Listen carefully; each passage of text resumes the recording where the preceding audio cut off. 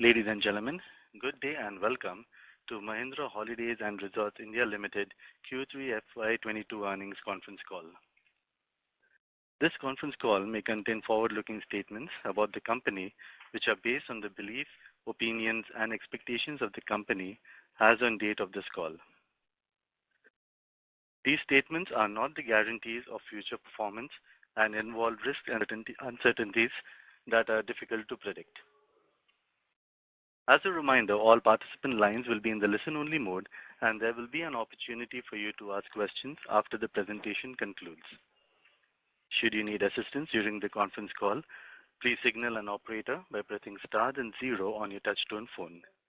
Please note that this conference is being recorded. I now hand the conference over to Mr. Kavinder Singh, MD and CEO. Thank you and over to you, sir. Good evening, everyone, and a very warm welcome to our Q3 FY22 earnings call. I hope all of you and your families are safe and healthy during these challenging times. On the call with me today, we have Mr. Sujit Vaidya, our Chief Financial Officer. You can also find our Q3 results and investor presentation, which we are referring to in our remarks today on the stock exchanges and on our company website. I hope you all have had a chance to go through them. Let me begin by saying that we delivered an extremely strong performance this quarter and surpassing the pre-pandemic levels. And when I say pre-pandemic levels, I mean Q3 FY20 with high level of resort occupancies, highest ever resort revenues reported in any quarter that we have done so far, along with a healthy growth in member additions and room inventory. Despite the onset of the third wave of COVID-19 from early December and the global spread of the highly virulent Omicron variant. Before I get into some level of trends that we see on travel, let me just first run through some numbers for you. As far as if you look at the year-on-year performance, we have delivered an EBITDA growth which is driven by income growth. We have managed our costs in line with the fact that our operations are normalizing. Our EBITDA has grown to about 85 crores, and this is despite the fact that the lease rent waivers are now almost ending. Now this is a healthy 30% EBITDA margin. If you look at our profit before tax, you may note that it is lower than the Q3 of last year. This is due to the fact that there has been an increase in our depreciation and financing cost by about 7 crores because we have added about 580 rooms between December 22 to December 21. And yet, if you look at our margin, it is 17%. And it's a healthy PBT margin, and if you were to compare it with Q3 FY20, it's up by about 260 basis points. If you look at quarter-on-quarter sequential performance, typically Q3 is a seasonally better quarter, which means we typically have higher occupancies. This is a season where people travel, and however, operational income has grown in this quarter by about 7%, largely driven by resorts. And if you look at our EBITDA number, it's at 85 crores, which I mentioned. It's lower by about 4 crores. And the real way to look at these numbers is that we have had reduction in one-off gains from the rent waivers and interest on IT refunds, which is of the order of 11 crores. If you were to normalize this, you will actually see that on a sequential basis, our EBITDA has grown beyond 10%, which is quite healthy. And if I were to move on to talk about the 9-month performance, if you really look at the 9-month performance, we have grown our profit before tax by about 5%. Our EBITDA has grown by about 11%, and our income grew by about 17%. And another important point that we would like to make here is that there is a significant reduction in the one-off gains from the rent waivers that we had got last year. However, there has been a balancing act that has been done by the increase in the treasury income, and of course we got an interest on IT refund. And as a result of which, you do see finally a profit before tax movement upwards and even an EBITDA movement upwards on a YTD basis. Now these are very, very strange times, particularly when it comes to our accounting system. When we have lower levels of activity and we have lower member additions, we tend to deliver higher profits. In fact, as we moved in this quarter, we also noticed that we have spent, and by design, extra investments we have done on our brand building, and as a result of which you may have noticed that the numbers, the other expenses and the sales and marketing expenses, you have seen an increase.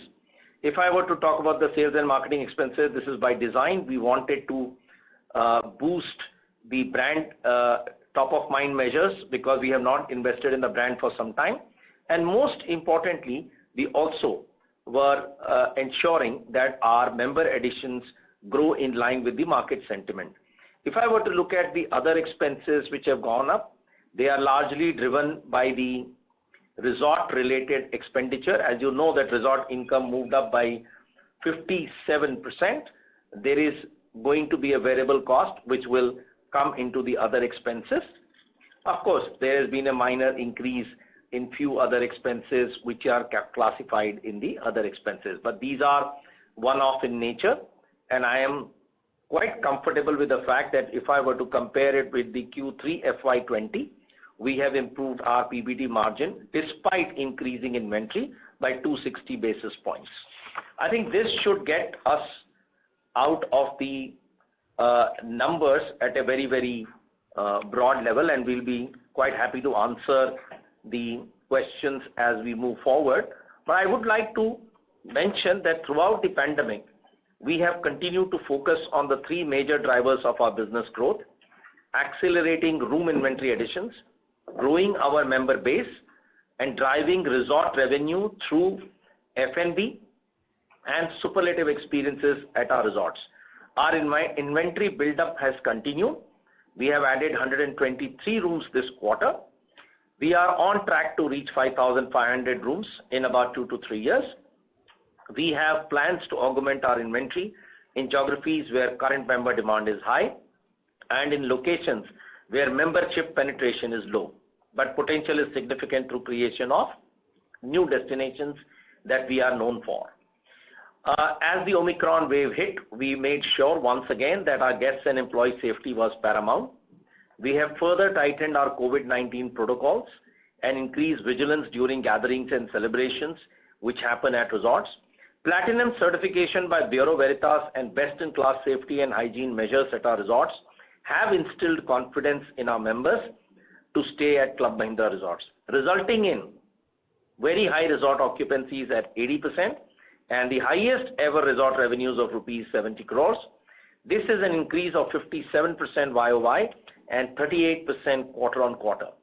As members felt safe at our resort, they spent more time inside the resort, spending on F&B and various experiences. We are very happy to see that our efforts towards member engagement and introducing new multiple in-resort initiatives to increase spends have actually borne fruit this quarter, which actually gives us the confidence that even in the future, resort revenues will be a major growth driver and will strongly augment our revenue stream. The pace of the member additions has been good. We grew by about 13% YOY. We added 3,701 new members. Yes, during the December 21, due to the Omicron effect, we had some difficulties in conducting physical meetings with prospects, but yet we ended up delivering member additions which are in line with our expectations, and most importantly, not only we delivered 13% growth in YOY in count, but if you look at value, our growth is of the order of 30.8% in terms of value of the memberships that we sold. There is a 30% growth. We have also increased our referral, digital and on-site sales. Our digital and referral sales are at about 58% of our total sales. We have sharpened our efforts during Q3 on our major growth drivers, and we believe that post the third wave, there will be a phenomenal bounce back in domestic leisure travel as pent-up demand plays out. Hence, as we emerge out of the third wave and embark on a growth phase, we have made a conscious effort towards advancing, front-ending the investments for the future by prioritizing brand building, marketing initiatives, which I talked about, and making holidaying a habit amongst Indian families. While this means a modest increase in cost today, however, it prepares us to immensely benefit from the strong demand expected in leisure travel. So in some manner, we are preparing for the immediate future. I must hasten to add that timeshare vacation ownership is the need of the hour. You know that at this point of time, in these inflationary times, even more so, as our members pay one-time membership fee and then they do not have to pay for the rooms. And this is something that people are now appreciating, and they understand the clear benefits of owning a Club Mahindra membership, and that helps them to plan their vacations well, go on regular vacations, and most importantly, enjoy the spacious properties and rooms, and also allowing for multi-generational travel, leading to superior family bonding. However, while Omicron caused some disruptions, we believe that there won't be a serious aftermath in the months to come, as we have witnessed that a restriction period is always followed by a significant demand jump. Our consumer insights continue to reflect strong pent-up demand with a wait-and-watch approach, with holiday plans being deferred rather than cancelled. Currently, we believe that this is the way we will play it out, and most importantly, we are entering into April, May, June quarter in 2 months' time, and that's always a peak quarter, and barring any other wave, we should see very high occupancies in our resorts as we look into the future. I would like to just mention here that how we have adapted our operations post the first and second waves of COVID-19. In the first wave, it took us some time to come back to a reasonable level of operations. The second wave impacted our operations for a few months, but the recovery will be even faster, and our performance will bounce back. In any case, our performance has already bounced back to pre-COVID levels. Domestic destinations at drivable distances will be preferred, continue to be preferred, and travelers would be inclined towards choosing trusted brands like Club Mahindra. Our inventory addition is on track, and we expect to complete this year with 4,500 total room inventory as we close by March end. I would say that we are definitely looking at the FY23 in a reasonably optimistic manner. I must hasten to add, while Holiday Club Resorts has been impacted this quarter by COVID-19 related headwinds, we have seen in the past that in the absence of COVID, Holiday Club Resorts has delivered a strong performance due to its strong fundamentals. Our performance, not only in Q3, but through the entire pandemic, demonstrates the strength and resilience of our business model and exemplifies our execution ability in tough conditions. As far as industry goes, the domestic leisure travel during the quarter remained strong due to festive demand of Diwali, Christmas and New Year holidays. Domestic passengers traveling by air grew month on month from 17.4 million to 20.4 million to 22 million in October, November and December respectively.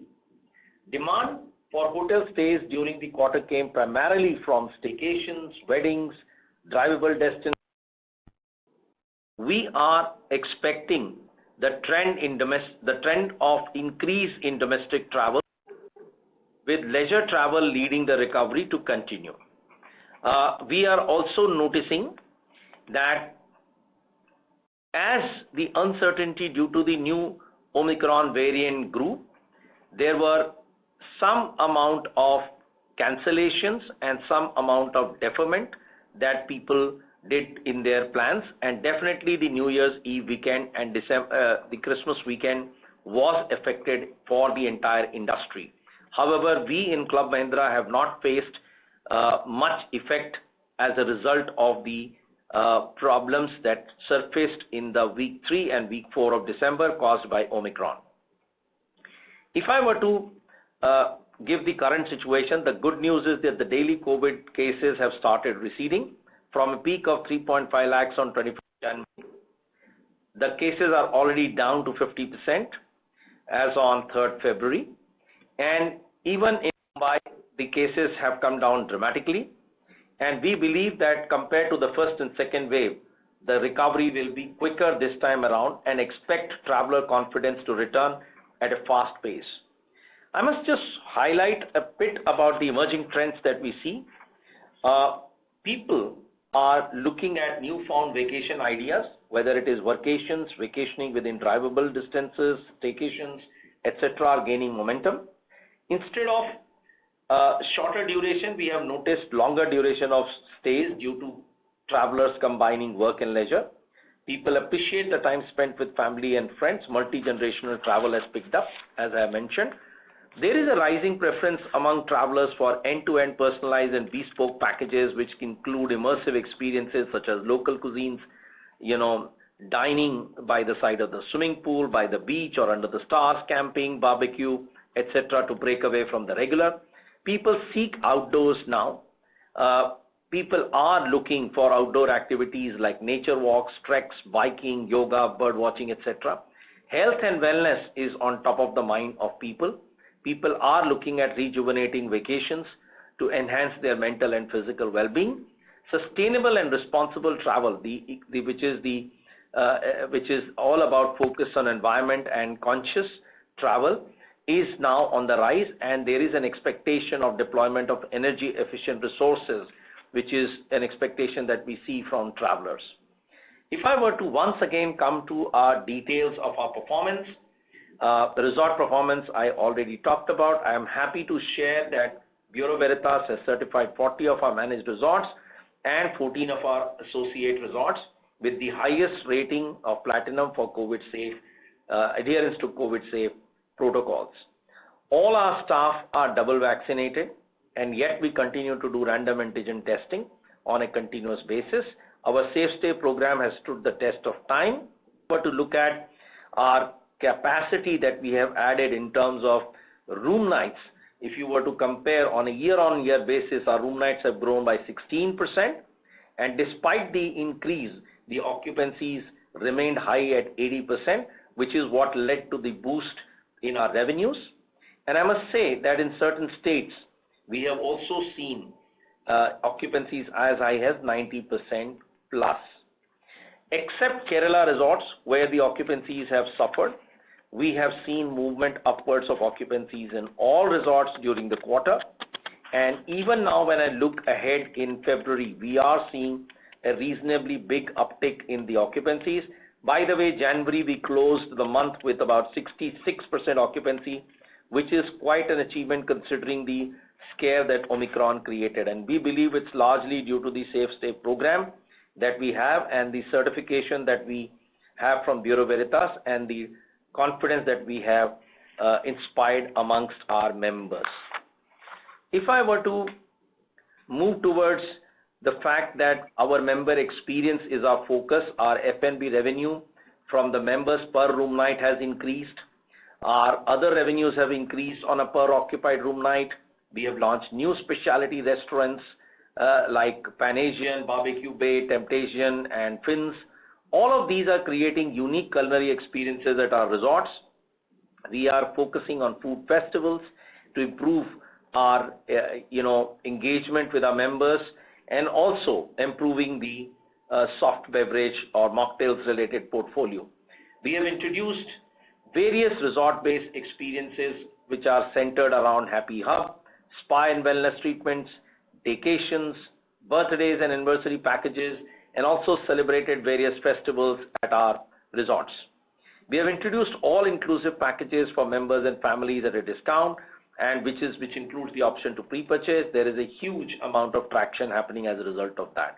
I have talked about outdoor experiences already, which are also being picked up by the member. As far as the costs are concerned, we have to increase the food and beverage related prices to beat the inflationary pressures that we were facing, and as a result of which our F&B cost is very, very competitive as a percentage of our sale price. We have introduced cost saving initiatives across the areas of energy management as well as in all areas that impact the resort costs. There has been a focus on cost management without impacting any experience of our members. I must say that broadly, if I were to look at now move towards the member additions, our member additions have been robust. I mentioned about the volume and the value growth. Our AUR is also quite healthy at about 3.0 lakhs this quarter, largely driven by the higher sales of 25-year product. Of course, we also increased our prices of our membership from November 21, and of course, there has been some momentum in the corporate sales as well. The reference and digital have contributed to 58%. Our marketing campaign, Jana Kahan Hai, We Cover India, You Discover India, has got huge amount of traction on the kind of experiences that we have launched. We have a very interesting program called Family Premier League that is doing extremely well. Season 2 is on, and this is to attract prospects to look at our product. This is becoming a very, very good intellectual property for us. If I were to look at movement in upgrades, we have seen a huge momentum in upgrades as well. Our pace of member additions in the month of January has been all right, despite the fact that there has been Omicron related restrictions. I mean, we would have expected it to be slightly better, but January has definitely slightly impacted our member additions. But we expect February and March to be good, and March is always a big month for us as far as member additions go. As far as inventory is concerned, I have already mentioned that we have projects going on in Asanora, Ashtamudi, Kandaghat, and we will be starting a new project in Ganpati Phule. We have about 600 crores of capital expenditure which is in play, and as we speak, we have plans to invest 1,000 to 1,200 crores to add about 1,200 to 1,500 keys over the next 3 to 4 years. We also are going to add new destinations, more on that later. We have made significant progress in the sustainability related measures, but more on that later because we would like to give you time to ask questions. But there's a lot of stuff that's going on, and that's up there on our website, and we will be again updating it on a regular basis. If I were to look at the overall performance and come to the balance sheet part of the performance, because I did focus on the P&L, the deferred revenue for the quarter has increased by 40 crores, which is the highest since the onset of pandemic, to 5,052 crores. And as you know that there is a deferred revenue concept in our business where we recognize only a pro rata revenue in line with the tenure of the product, and the balance goes into the deferred revenue which sits in our balance sheet. We continue to have zero debt at a standalone level. India Ratings and Research, a Fitch Group company, has reaffirmed our credit rating as a long-term issuer at IND A+/stable for fund-based working capital limits, IND A1+ for non-funds-based working capital limits. Our cash position has improved to 1,108 crores from 1,041 crores as on September 21. Our cash position over the last year has grown by 260 crores from 848 crores on December 20. We have been driving higher down payments, lower EMI tenures for member additions. That has, of course, helped in improving our cash situation. Let me move on to Holiday Club Resorts. A rise in Omicron infections and related restrictions have impacted business from November onwards.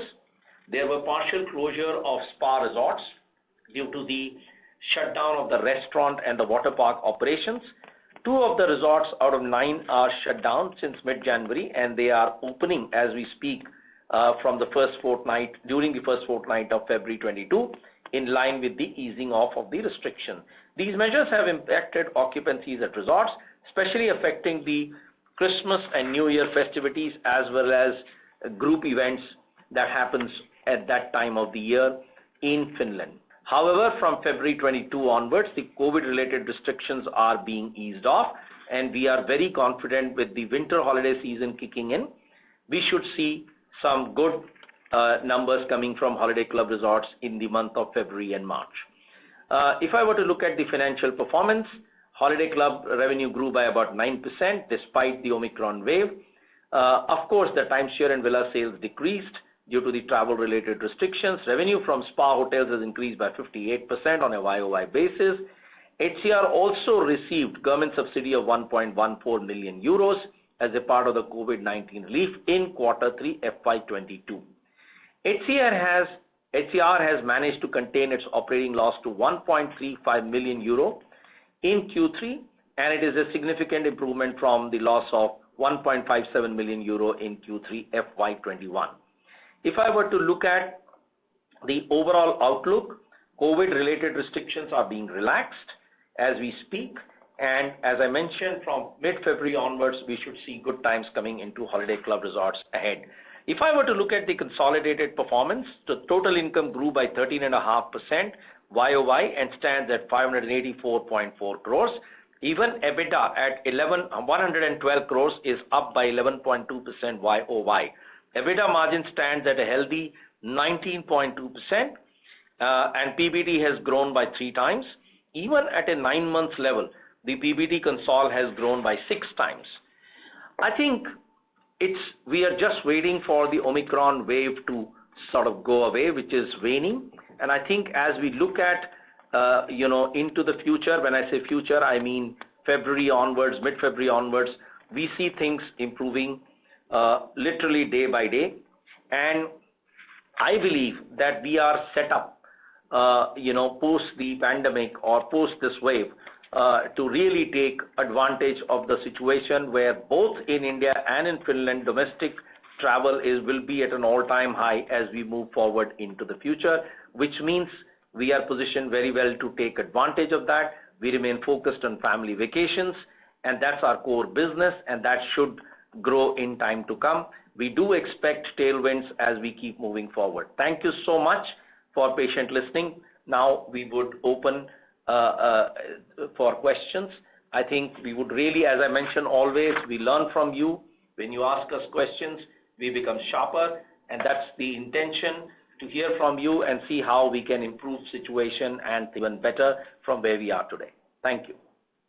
Thank you. Ladies and gentlemen, we will now begin the question and answer session. Participants wish to ask a question may kindly press star 1 on your touchtone telephone. If you wish to withdraw yourself from the question queue, you may press star and 2. Participants are requested to use handsets while asking a question. Participants are requested to kindly restrict your questions to 2 per participant. Ladies and gentlemen, we will wait for a moment while the question queue assembles.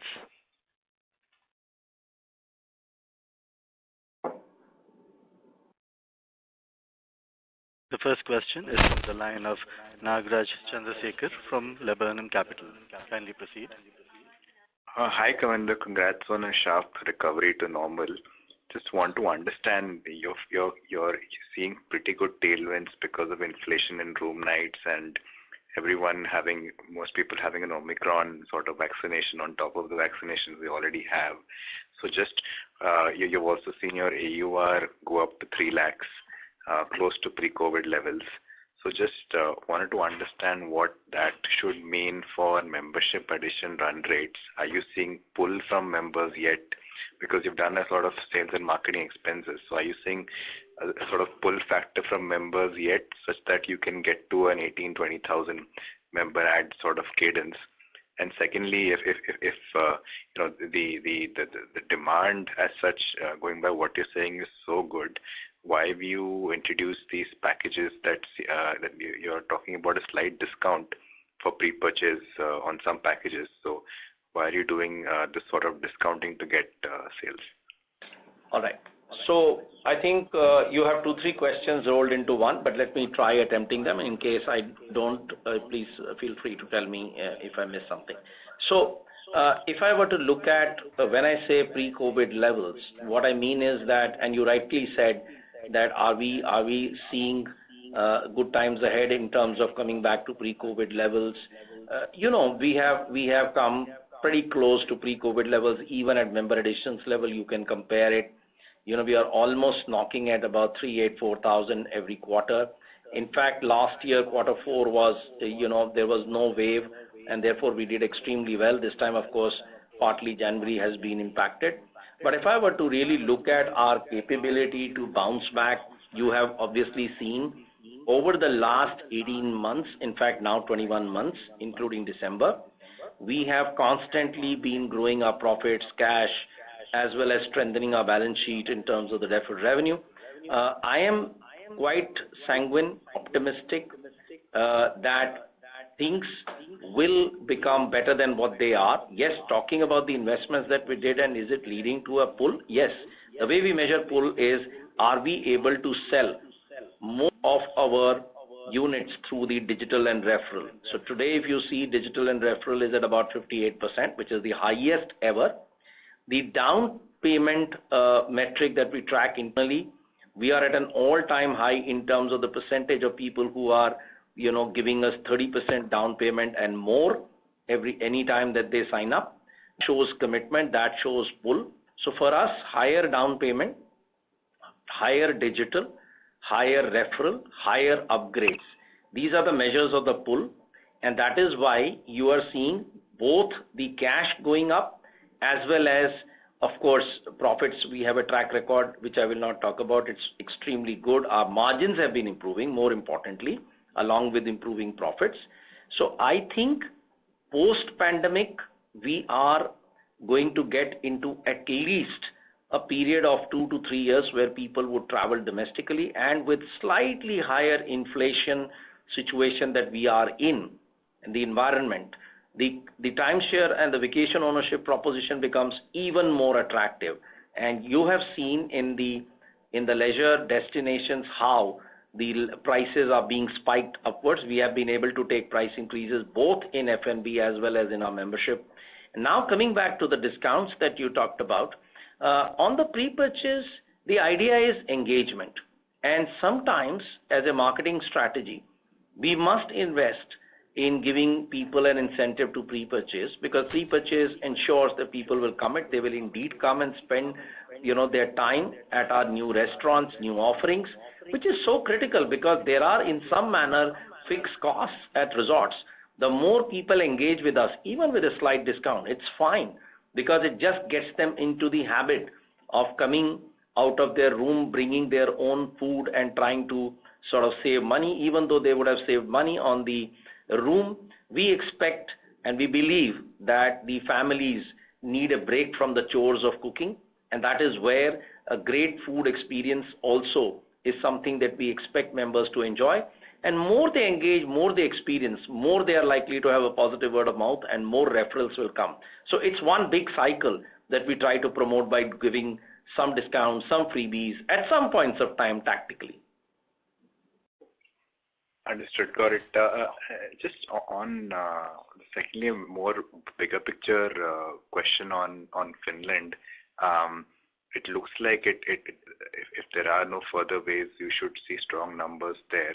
But at an overall level, it brings down our ROVs, ROCs, and there is not much of a benefit in terms of flow from the Indian customer base into Finland, or being able to add members in India, from having these resorts in Finland. So are we at some point, once things normalize with the new team in place, if margins can be brought up there, will we be looking to sort of monetize this asset, and is any such sort of thing on the horizon right now? So one of the reasons we have gone into Finland and looked at Holiday Club Resorts is it's one of the most respected timeshare brand in the Scandinavian world and the largest timeshare operator in Europe. As you know that in Europe, timeshare in some countries is not even allowed. And this company has been in existence for more than 30 years. And they have built a very solid brand. And, the culture in Finland is of, spending quality time with family, going on a regular holiday for their physical and mental well-being. And Finland is the happiest country in the world, the number one. And therefore, a lot has to be learned from their ways of living and how they think about the holidaying. Now, the good part for us is that we have a very strong member base there. We have about 60,000 members, plus there are some corporate members, etc. Plus, we have presence in Finland, Sweden, and Spain. You must you may also agree with me that we took over the company. By the time we got the new management in, the pandemic was just about coming in. So we have done a very detailed exercise with one of the consulting majors. Maisa, who is the chief executive, she is one of the best leaders that we can find in Helsinki area. She has got a new team. They have come out with a very interesting strategy on how to grow this business to multiple levels in terms of earnings, as well as obviously, when I say earnings, I mean even profits. So we are quite positive about the business on its own to deliver much. As I said also, it's got extremely strong fundamentals. And having said that, as far as we are concerned, yes, in the post-pandemic era, there is going to be renewed thrust on ensuring that Indians look to Finland, Sweden, and Grand Canaries as a destination, and more important, use that as a pull to create member addition acceleration. So whatever you said is truly being planned as we speak. It is just that the pandemic has been a spoiler. Every time we have tried to do something, we have had these waves coming in. So really speaking, it's just a matter of time where you will see their strategy playing out in their own core business. And as far as we are concerned, our strategy playing out to create a brand pool for us, considering the fact that with Finland, we have 100 plus resorts, in India and abroad. So that's something to be proud of as a timeshare company. Okay, thank you.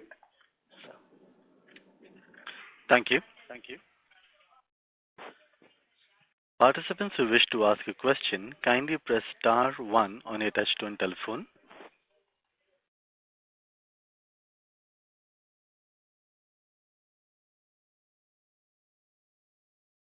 We request participants to kindly press star 1 to ask a question.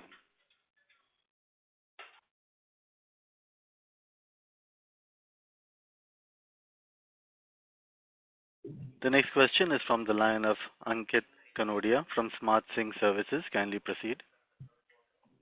Thank you. Am I audible? Yes, please. Thank you, sir. So congratulations on showing good numbers, specifically on the resort income. Hope to see that as a secular trend and not just a one-off. My question was related to the cash, basically. So, of course, any good business which has a characteristic of showing a lot of cash in the books, but when your cash keeps accruing to a level where right now it is around 1100 crore, and please pardon my ignorance and do correct me if I am wrong, but my rough calculation says that around, even if we take 1.5 crore to make a room, and we take our 500 room capex to be done in the next 3 to 5 years, and even that comes to around 750 crore. So after that, we'll be left with 300-400 crore of cash, and by that time, we'll probably have more cash accruing from the business. So how do we plan to put this cash to use is something which I am unable to figure out, because the cash sitting on the books is not giving you any returns apart from the investment in ebb or liquid instruments. Yes. Right? Yes. So I think it's an important observation. Yes, we are going to invest up to 1,000 to 1,200 crores in about 3 to 4 years. But even in those 3 to 4 years, there'll be more cash that will get generated. So we may bring it down a little bit. It may remain the same, or it may go down by a few hundred crores if we were to execute our capex plan the way we are planning. But having said that, the best use of cash in our business so far is to invest in resorts, quality resorts, and accelerate the growth. The more we add resorts, the more we can add members, and more we generate again cash. Now, some part of the cash in normal circumstances will get returned to shareholders. It is just that the new accounting standard which came in does not allow us to disburse dividends because of the transition issue that you are familiar with probably. And we are working with MCA to see how we can, get an exception to this rule. Despite revaluing our land, we are not in a position to improve our net worth to positive. It is still a net worth negative company, despite having a phenomenal dividend paying record, despite generating cash, despite having so much of assets on books. So that is one thing that if we were able to resolve, we will definitely then, obviously, the shareholders will need to get, we'll have to return some of this cash back to shareholders, rightfully so. But I feel that a large part of the cash will be deployed for growing the business, because we are even more confident than what we were prior to the pandemic that leisure and the business model that we have, the fact that people want trusted players, branded trusted players to take care of their vacationing needs. We are not about MICE, we are not about weddings, we are not about events, we are about plain vacationing experiences for the families, and that's a very, very sharp positioning, and that should help us to look at areas like tomorrow. If we were to think about it, what prevents us from creating wellness resorts focused on wellness, of course for family wellness. But all these things are being thought of as we speak to see how we can grow our resort footprint. More we grow the resort footprint, more we create the pull, and obviously that leads to again a generation of cash, and hopefully once the dividend is allowed, we pay dividends, and then we keep growing the business without taking recourse to any debt whatsoever. Thank you. That helps. So I suppose whenever the MCA hears that, we'll probably also think about not only dividend but also buyback, because I think the valuation compared to what the cash flow we have and the properties we have is also still pretty attractive, right? But my second question is regarding the debtors which we have on books. So we have been maintaining that all these debtors are in a situation where we can do bill discounting through any bank or an institution. But I think it would be better for us if we can get some more clarification or more granularity on this in terms of how much of this debtor is VO related and how much is ASF related, because these two types of debtors are completely different. So yeah. I think that would be a great, it's just a request. If you can do that, that would be great. All right. So Sujit, would you like to come in? Sujit is our CFO and he may want to answer this question. Yes. In terms of the overall, I just wanted to also add to what Kavita did mention about cash disbursement. As you would clearly visualize that the more we cash generate also, that means that there is more profit which will get generated, which will add to the retained earnings, and that would help us actually advance, irrespective of what the MC says. In fact, that itself will advance our capability to declare dividend. Just wanted to add that. As far as the debtors are concerned, we look at it as a member receivable as one single member receivable, and that's the reason we had not been kind of splitting that into timeshare or ASF separately. Our membership clearly mentions that people need to pay their dues on time to enjoy the holidays. So that is the core reason. And in terms of the recoverability, both of them stand equal. So I think from a operational perspective, the receivable is a receivable. Thank you, sir. That really helps. But just a follow up on that is that as per our channel checks, we have I don't know whether this is true or wrong or false, but we have understood that there are a few members who continue to be a Club Mahindra member, but they are delaying their ASF payments because they are not utilizing their rooms, room days. So, as in having those distinctions between the ASF dues and VO dues, because there is a higher chances of getting the VO dues compared to ASF, because sometimes the ASF may continue for a longer period of time, because if the person, at no fault of Club Mahindra, but if the person is not enjoying the is not taking the use of the resort or room days, he or she might not pay the ASF dues.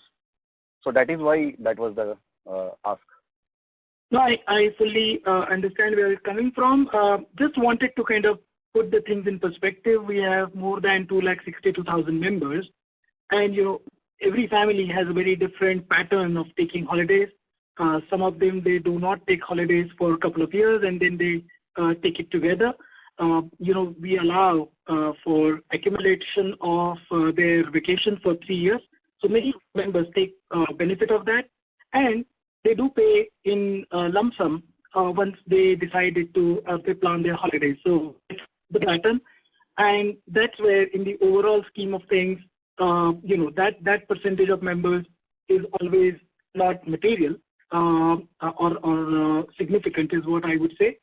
Definitely, we actually encourage and we put our efforts, our member experience management team keeps on reaching out to members and help them with their vacation planning so that they are encouraged to go on holidays, because that's also good for our business, not just the ASF collection. So that's what we do, but I would also request Kavinder to, if he wants to add something to this.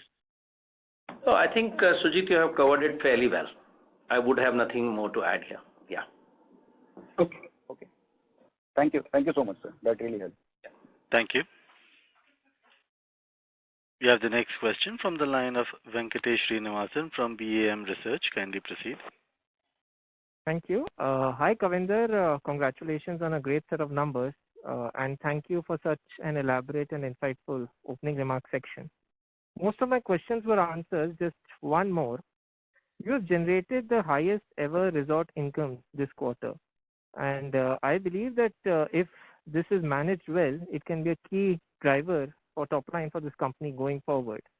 Hence, would love to hear your thoughts on this. What kind of trend do you expect on resort income going into the last quarter of this financial year and also into FY23?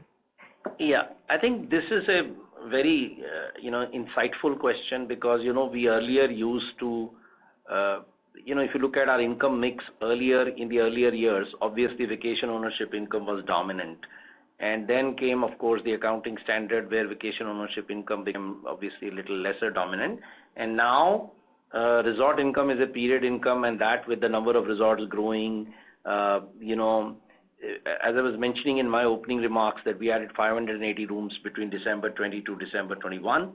And obviously, when you have that many rooms extra, of course, your costs do go up, but you are also generating a huge revenue opportunity. Leisure is going to be even bigger than what it is today.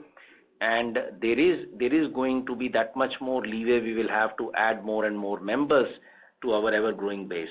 So if I were to look at the potential of the income, if you can do a back-of-the-envelope calculation when you have 4,000 kind of rooms, or 4,200, 300 rooms, you're talking about roughly a million or 1.2 million odd room nights, roughly.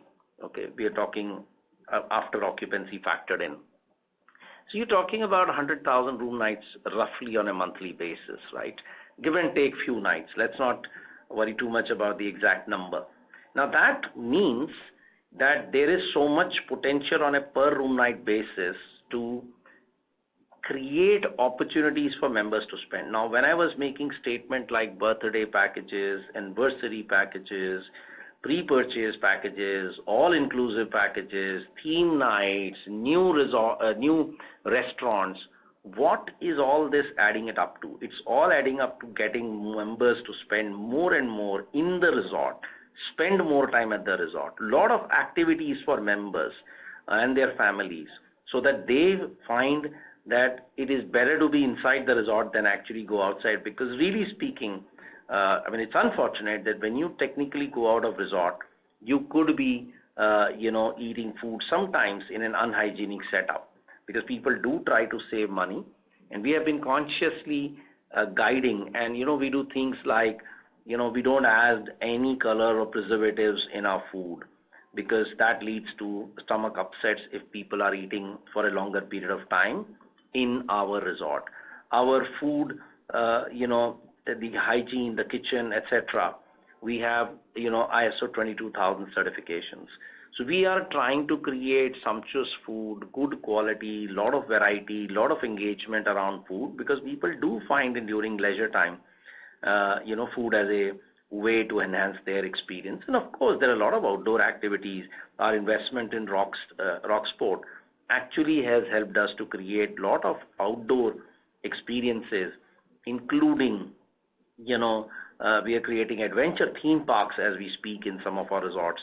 And it's going to be quite, sort of a thing for people to engage in these adventure activities in a very safe manner. These are soft adventures.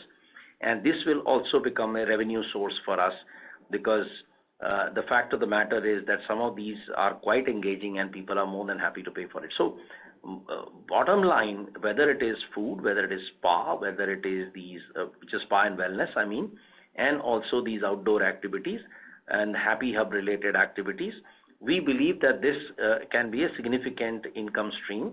Obviously, our aim would be to see that this expands on two counts. One, basis number of rooms, which is quite natural, and basis per occupied room can be enhanced on a per occupied room night.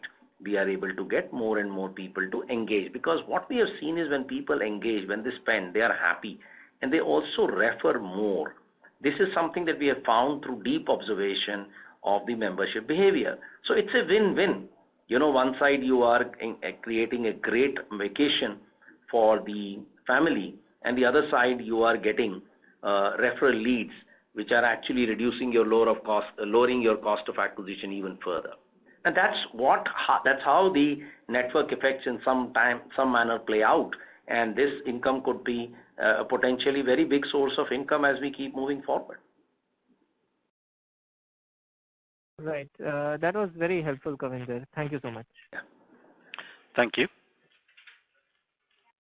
We have the next question from the line of Pranav Tendolkar from Rare Enterprises. Kindly proceed. Yes, thanks a lot. So, actually, congratulations on the great quarter on operating level. So I have just three questions. First is, what is your opinion about what are three value drivers for the business? The value driver in the sense, I am not talking about in the soft sense, but the valuation wise. That is first question. Second question is, if that map is clear, how are you addressing conflicts? Because I understand that there has to be some optimization. So, for example, when you say that I have 1 million in a day or something like I just calculated it is like 2.88 lakh nights in a quarter. And then if you say that there is a 70 crore revenue that you are deriving from that, it comes to around 2,400 rupees per room per night, which looks little bit higher for me, and maybe utilization is suppressed, and that might be one of the factors which is going against the publicity of the firm, because frankly speaking the resort quality is amazing, but I got this impression that people think that food and other things are expensive. So that is second point, and it will come to a conflict of getting members or getting value from members. So there has to be a clear thinking about that. And third thing I just wanted to ask is what are the pathway to reach, say, 5,000 to 6,000 members addition per month? Because whatever calculations and model I have built, it looks like that VO income is the largest for the firm, and rest of the things can be actually optimized on. But we can't let go of VO income, which is driven by member addition. So thanks a lot. Yeah, again, very insightful questions. Of course, multiple questions rolled into one, but fair enough. Let me try and see how I can address all of them. Whatever calculations you did, I'm not commenting on that, but I don't think you should be surprised with 2,400 per room night kind of an thing, because think about it. In the leisure, situation, a family minimum per room in our case is of the order of about 3 people, because we have studio. So when 3 people are having breakfast, lunch and dinner, it's actually nothing, 2,400. It could be more, or it should be more rather. And we should aim to get more, because the fact is that people may say that the food is on the higher side in terms of price, but they get a 25% discount being a member. So there is a member discount, and most importantly, if people are not paying for the room and that they have paid for through the membership, they are definitely most likely to spend on food and experiences which we create. So there is a significant opportunity even today in spa and holiday experiences, which can be further tapped even beyond food. So the point is that if I don't feel engaged in the resort, I'm not likely to spend. If I feel engaged, if I enjoy, I will spend, because people seek value. And when they say seek value, that's not equal to lower price.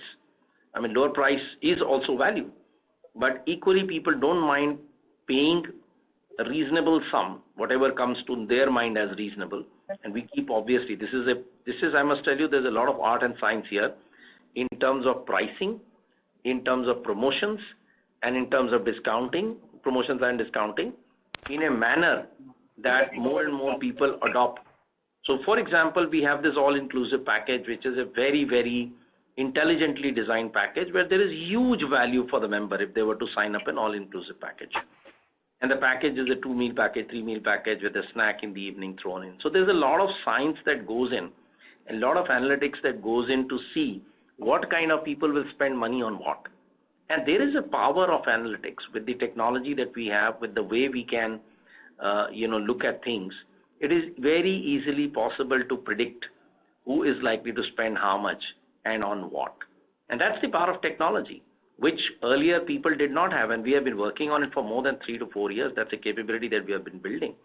So for us, resorts income is equal to resort satisfaction, experience satisfaction. Better the satisfaction, better the experience, and better the referrals, and better the acquisition, and better the network effects playing out. Coming back to your earlier question of 3 value drivers, obviously you are not wrong when you say that member addition will continue to be a value driver because VO income is necessary.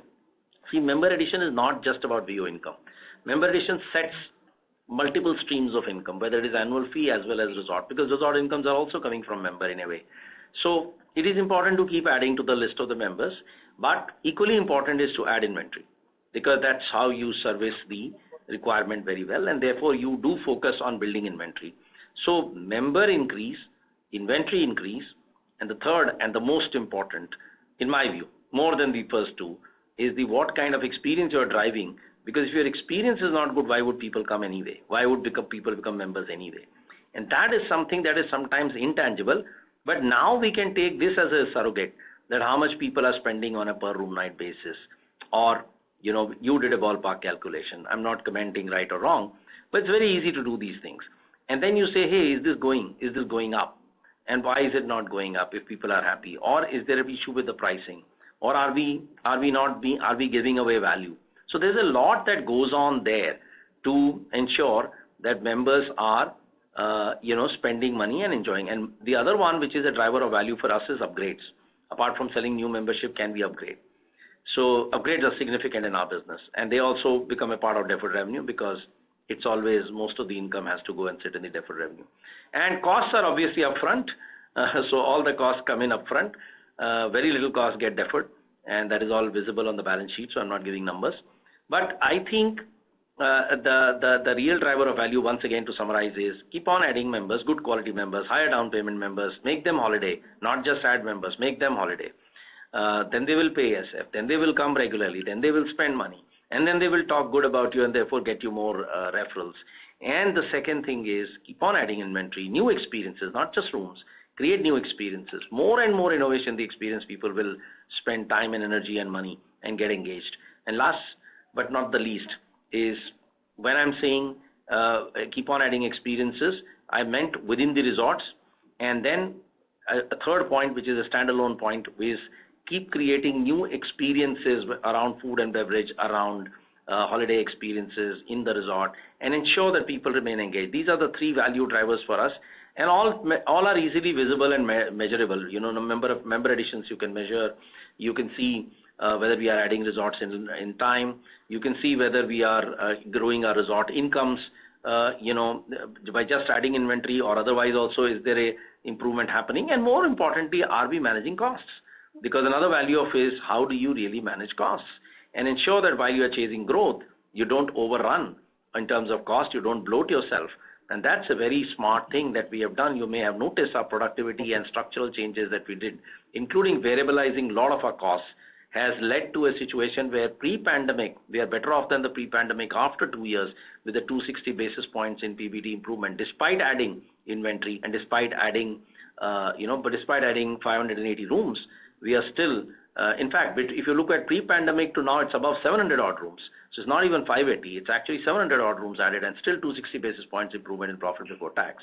And that happens how? It happens when everything begins to work together in a very synchronized manner, where the operational excellence along with financial prudence actually begins to put all this together and brings out this kind of a result that you're seeing. Right. So just two points. I totally understand what you're saying. So for example, if I just say that 100 instances of food getting food. So as a family per day has minimum 3, to have data as compared to how many instances are actually getting utilized. Because it can always happen that 2,400 per room night is coming, but only 50% of families are consuming, 50% of incentives are getting consumed, and actual bill is 4,800, which will be So that is one calculation. That is one calculation that I would like company to just examine. I'm sure that you would have done it, but that is one. And second is there has to be one non-intrusive way to improve the social media presence. So I understand. I visited some of the resorts, and employees are quite active to get tweeted, or happy instances get tweeted. But if you can gamify it, so you can have just hoardings saying that tweet your picture and you'll get the bonus points or whatever. Get whatever, and it would be a very non-intrusive way to improve the social media presence, because I totally understand the value. Actually, I visited your Kosi resort, and it was amazing experience. So congratulations on that. No, definitely. We take your feedback. As I said in the beginning of my conversation, that we learn from interactions with you. And if we are today where we are, it's because of the interactions that we do with you regularly. Perfect, sir. Perfect, sir. Thanks a lot for the opportunity. Thank you. We have the next question from the line of Bharat Sheth from Quest Investment Advisors. Kindly proceed. Hi, congratulations, Kavinder ji, on the good set of numbers. Only I have two questions. One is, taking this income resort, what is our experience say during this COVID? So how much shift, trend-wise, if you can see, can give where before COVID, how many people were enjoying all this food and meal in a resort, and because of COVID, how that has increased, and do we think that again, say once the things normalize, again that may come down? So if you can give some insight into that trend. No, it's a very, very interesting question. That is it a temporary trend or is it a trend of the future? So right. If it was that there is a COVID-related restriction and people cannot go out and therefore you are getting a temporary blip, it could be a temporary trend. But in our case, what we are doing and what we are seeing is that we are using the power of digitization, analytics, using the knowledge of our chefs to create new experiences. We are investing in outdoor activities and new experiences. So the whole thing is that we are trying to build capability around new experiences which you have to keep refreshing, because what happens is that something that you like today, after some time you want a variation there. So the challenge in our business is not about whether people will move away from us. The challenge in our business is how relevant, how innovative we can remain on a regular basis on the ground. And that is where we have to spend our energies. Money, people spend when they see value. This is my fundamental belief. If you create constant value, people will come and spend money on any activity or any experience that you create. Just to give you an example, there is a electric bike. You know, you can, when you go to Goa and some of our resorts, you can actually go on an electric bike and actually go and see the nooks and crannies for about 3 hours. That activity costs you 2,000 rupees for 3 hours. You will be amazed that people continue to spend that kind of money because they believe that it's value, because they have not done this experience ever again anywhere. So we have a new pirate theme adventure park coming up in Pondicherry. People, when they bring their children, they are going to experience it because they will know that they will not get this in the city in Chennai. So the trick here is to keep creating things which can be done in open air environment, outdoors, and outdoors is big now, and it will remain big for some time again. Maybe after some time again people will become focused on indoors when pandemic is gone. But by that time we would have found something more interesting to focus on. So it's a moving target, Bharat Bhai, and we have to constantly ensure that people remain engaged, because nothing you can take for granted, in these times when people are constantly shifting their priorities.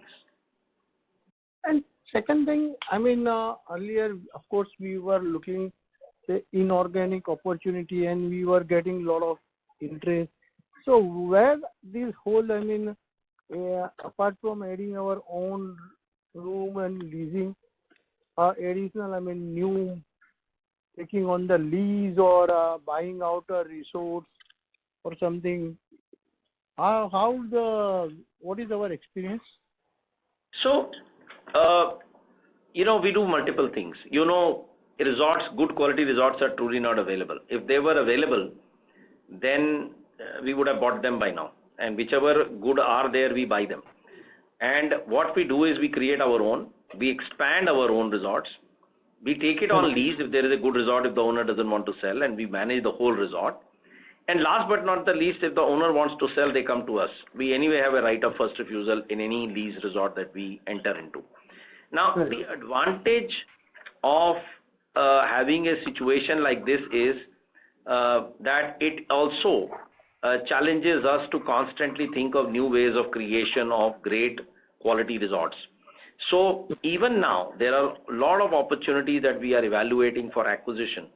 But there are always 2-3 things that are important in acquisition. There has to be a value for us, obviously value for the seller. And then second thing is a great location. Third, a resort where there are permissions available for you to expand, because some of these resorts are small. You can't buy a 50-room resort or a 60-room resort and make it economical. You should be able to take it up to 100, 150, 200-room resort. So there are always those considerations around buying a resort. I mean, I was evaluating a resort very recently, and we realized that there are some fundamental issues with respect to the, surroundings of the resort. And we were not very sure whether the resort will be able to deal with the surroundings. So we said, okay, we cannot go ahead with buying it. Let's take it on lease to observe. And it's already there as a part of our this thing. If there are over a period of time, these circumstances can be mitigated. Because these are decisions you take for a long time. And therefore, you need to constantly evaluate acquisition opportunities, creation opportunities, buying land continuously in areas where you think there will be opportunities coming to create new, let's say, destinations, because that's one of the core things, like Kumbhalgarh we created, like many other destinations. So for us, we are driven by a destination creation objective, a very reasonable quality of reasonable pricing of the land, and then creating a great experience. For example, if you go to Asanora Resort today, I mean, this is something that is not even a resort on the beach, but it is running full. So it all happens because you have thought ahead of time and said that, okay, this is the land I want to buy. I know it will take time for me to build on it, but once I create it, it will be a great experience. Parallelly, we are taking on lease. Parallelly, we are taking it on, long-term leases, what I mentioned, the same thing. So there are multiple strategies and keep evaluating targets. By the way, Kandaghat Resort, which we are today expanding, is an acquired resort, just for you to know. Tekri is an acquired resort. So we do acquire. It's just that we need to get the right resort. And last question. How many rooms are in pipeline that we plan to add in next 12 months? So, and how many research land bank which we have, so which can help us to build up a portfolio for next 5 years? So at this point of time, when I say I have a 1,000 to 1,200 crores capex plan, it includes investment in the land banks that we have, in building new resorts or expanding my existing resorts. So there's an opportunity both ways. Expand existing resorts, it actually improves economy of scale. For example, if you look at Kandaghat Resort, it's a 74-room resort. We are putting another 185 rooms. It's going to become a 250-room resort. And that's phenomenal because that gives you phenomenal economies of scale, and it's so well spread out in terms of terrain, it will still be as pristine as it is today. So that is the beauty of expanding in existing locations. There's a new resort that we will start breaking ground very soon in Ganpati Phule area. We are going to build 235 rooms. It's going to cost us about 250 crores, but that's going to be again very convenient for Mumbaikars to go there and stay. And that's why we are going to invest in that, and that's a destination in some manner we will create. So idea is really build big now. Do not have 50, 60 room resorts because those are not really going to be economical. Concentrate, build new resorts, buy, and keep buying land. Of course, we keep buying land. We have picked up some land very recently in Maharashtra, in MP. We are doing PPP, by the way. We recently won a bid with the Himachal government. They were wanting, it's a small resort, it's a very small resort. They wanted to give it to a private player to develop it, and we are going to do that. We are also participating in the bid with MTDC. So we're doing all kinds of things to either take over an existing resort, then build it up, or take it on lease, or build from ground zero, or expand our existing resort. Thank you very much and all the best. Thank you, Bharat. Thank you. Ladies and gentlemen, due to time constraints, that was the last question. I would now like to hand the conference over to Mr. Kavinder Singh for closing comments. First of all, I would like to thank all the participants who came to listen to us. We are grateful and honored. We have learnt a lot during these interactions. These interactions, as I always maintain, keep us sharp and keep us alert. And we will take all your questions, go through them, and see how we can continuously improve our disclosures, continuously ensure and come up to your expectations. But I once again want to say that we are looking at the future with confidence. And on that note, I would like to say, keep yourself and your family safe. I think we are near the end of this pandemic. This is what I feel, this is what I hope, and this is what I think all of us are hoping for.